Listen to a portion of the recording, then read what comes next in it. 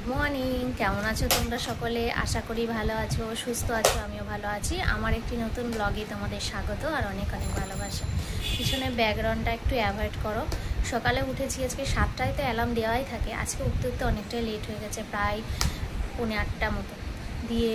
আর দেরিতে ওঠা মানে তাড়াহুড়ো লেগে যাওয়া। তাড়াতাড়ি তোমাদের দাদা ভাইয়ের সব কিছু মানে রেডি করে দিয়ে জল, টিফিন, খাবার সব রেডি করলাম। করে ভাত হতে ভাতটা তো চাপিয়েছি। এবার অল্প পরিমাণে ভাত হলে হয়, একটু বেশি পরিমাণে হয়েছে মানে দুবেলার পরিমাণ। তোমাদের ফার্স্টে বললো তোমার দাদা ভাই খাবে, খেতে আসবে, পরে বললো খাবে না। তো সেই আন্দাজে আমি প্রথমেই বসিয়ে দিয়েছি ভাতটা। যাই হোক, দুবেলা হয়ে যাবে, রাতে আন্দাজে হয়ে যাবে, কিন্তু ওই বেশি পরিমাণে একটু ভাত হতে একটু টাইম লাগে। তো ওই জন্য ভাতটা হতে হতে মাম্মামকে এখন একটু আলু আর ডিম সিদ্ধ খাইয়ে দিচ্ছি। এই যে মাম্মামের খাবার। তো ও খেয়ে নেওয়ার পর দেখো মুখে রেখে দিয়েছে, মানে সব চলবে কিন্তু মুখ চলবে না। মুখ চালাতে এত কষ্ট। টাকা এদিকে, মুখেরটা রেখে দিয়েছো কেন দুপাশে? তো ও খেয়ে নিলে পরে ভাতটা ওখানে হচ্ছে, ডাল আমার হয়ে গেছে, বাকি সব রান্না বান্নাগুলো করবো। তো ও খেতে খেতে তারপর ব্যবস্থা করতে হবে। তারপর আমি ঠিক করেছি পিছনের এইসব বিছানা বালিশগুলো একটু তারপর ঠিক করব। কারণ এখন যদি এইদিকে ধরতে যায় ওদিকে রান্নাটা দেরি হবে হতে। ওই জন্য রান্নাটা ভাবছি করে নিই, কারণ দেরি যখন হয়েছে। তো চলো আজকে ব্লগটা দেখতে থাকো, সঙ্গে থেকে। ওদিকে রান্না চলছে, মাম্মামকে খাইয়ে আমি এদিকে খাচ্ছি। কালকের একটু পায়েস ছিল, পায়েস খাওয়া হচ্ছে এখন। Good afternoon. সব কাজকর্ম করে এইমাত্র স্নান করে এলাম। বাজে হচ্ছে 1:30। দেখো বাজে 1:30, কারণ আজকে অনেকটাই দেরি হয়েছে। ঘরদুয়ার একদম যাচ্ছে তাই রকমের আগোছালো হয়েছিল, সেগুলো গোছালাম। শোকেস ফোকেস সব যাচ্ছে তাইভাবে গুছানো, মানে অবস্থা খারাপ ছিল, সেগুলোকে সব গুছিয়েছি আজকে।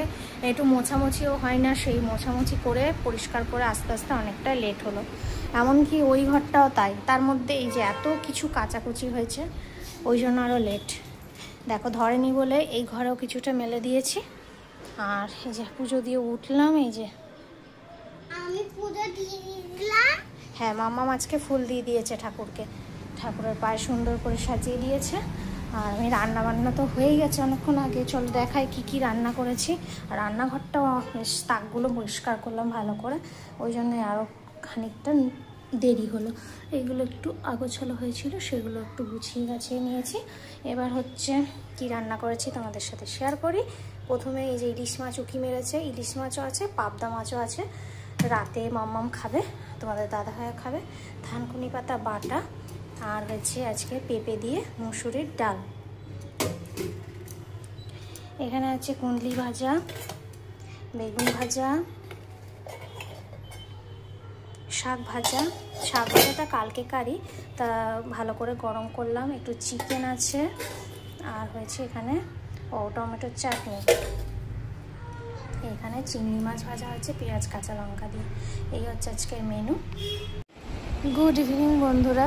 ঘড়িতে এখন বাজে হচ্ছে 6:30। আজকে ঘুমাতেও লেট হয়েছে, উঠতেও লেট, তাই এখন আমরা খাচ্ছি পাউরুটি। বাটার লাগিয়ে মাম্মামকে দিয়েছি, আর আমি একটু চা দিয়ে খাবো।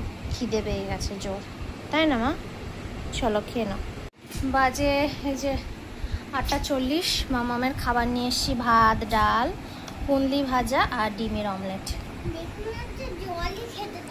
হ্যাঁ, এতক্ষণ খাওনি, ভাত দেখলেই তোমার জল খেতে ইচ্ছা করে বলো, তাই না? বাবু হয়ে বসো। তো চলো মাম্মামকে খাইয়ে নিই, পরে কথা বলবো। সন্ধ্যা থেকে উঠে তো দেখতেই পেলে সন্ধ্যার টিফিন করে আর বসিনি আজকে। মাম্মামকে একটু পরিয়েই সবজি কালকের জন্য একটু কেটে রাখলাম। আদা রসুন শেষ হয়ে গেছে, সেগুলো বেটে রাখি, সেগুলো একটু ছাড়িয়ে রাখলাম, তাহলে আমার রান্না করতে সুবিধা হয়। সেই ছাড়াতেই অনেকক্ষণ লেগে যায়। তো এখন ওই করতে করতে বেজে গেল 8:30 মতো। মাম্মামের খাওয়ার টাইম হয়ে গেছে, তো ওকেই ওই জন্য খাওয়াচ্ছি। খাইয়ে দাইয়ে বিছানা গোছাবো তারপর। আর সেরকম কিছু কাজ নেই, কাল থেকে সকাল থেকে আবার যুদ্ধ শুরু হবে। তো চলো এখন রাখি, পরে আবার কথা বলছি।